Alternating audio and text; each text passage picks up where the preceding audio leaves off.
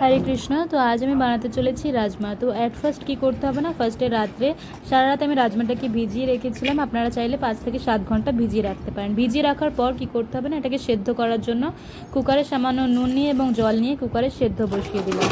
এবং কুকারে ভালোভাবে সেদ্ধ দেওয়ার পর আমি রাজমা যেসব মশলা, আদা এবং লঙ্কা বেটে নিয়েছিলাম এবং 3-4টে টমেটোর পেস্ট করে নিয়েছিলাম। তার কারণ রাজমাতে অনেক গ্রেভি বানাতে হয়, তাই তার পেস্টটা ভালোভাবে করতে হবে। এরই মধ্যে রাজমাটা সেদ্ধ হয়ে যায় এবং রাজমাটা নামানোর পর দেখুন ভালোভাবে সেদ্ধ হয়ে গেছে। এবং সেদ্ধ করার পর রাজমা এবং রাজমার জলটাকে কিন্তু ফেলবেন না, আলাদাভাবে রেখে দেবেন।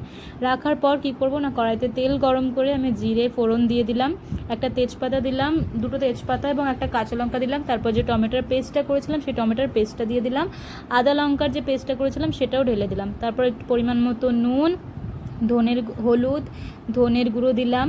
ধনের গুঁড়ো দেওয়ার পর হচ্ছে একটু কালো মরিচের গুঁড়ো দিলাম, একটু জিরের গুঁড়ো দিলাম। তারপর দিয়ে ভালো করে আপনারা চাইলে লঙ্কার গুঁড়ো অ্যাড করতে পারেন, আমার কাছে অ্যাভেলেবেল ছিল না তাই আমি দিতে পারিনি।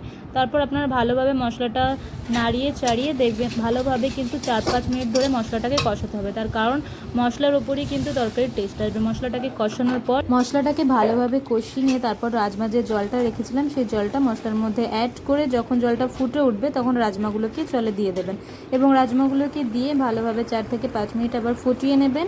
এবং ফুটিয়ে নেওয়ার পর লাস্টে আপনারা একটু গরম মশলা অ্যাড করে রাজমা হয়ে গেল রেডি। তারপর আপনারা নামিয়ে নেবেন। আপনাদের কাছে যদি ধনেপাতা অ্যাভেলেবেল থাকে তাহলে অবশ্যই ধনেপাতা ওপর থেকে ছিটিয়ে দেবেন। এই হয়ে গেল রাজমা। তারপর রাজমা তৈরি করে ভগবানকে অফার করে আপনারা রাজমা প্রসাদ পেয়ে নেবেন। হরে কৃষ্ণ, হরি বল। তো আপনাদের রাজমা কেমন লাগলো অবশ্যই